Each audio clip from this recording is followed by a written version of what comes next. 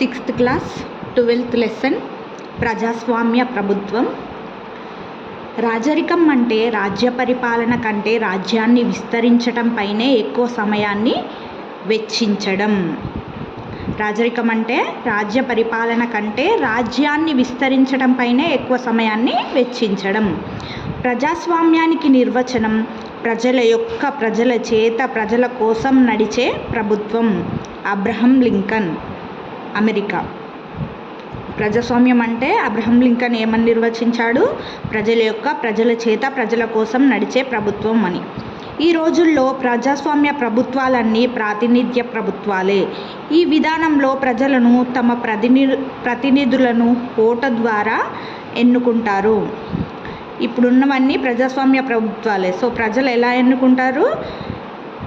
తమ ఓటు హక్కు వినియోగించుకొని ప్రభుత్వాన్ని ఎన్నుకోవడం జరుగుతుంది.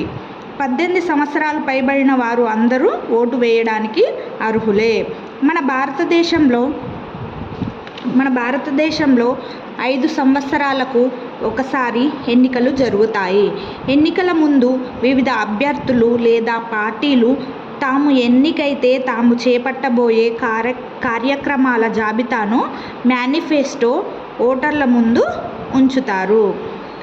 ఎన్నికల ముందు వివిధ అభ్యర్థులు లేదా పార్టీలు తాము ఎన్నికైతే ఏమేం కార్యక్రమాలు చేస్తారో వాటన్నింటిని కూడా మేనిఫెస్టోలో ఓటర్ల ముందు ఉంచుతారు.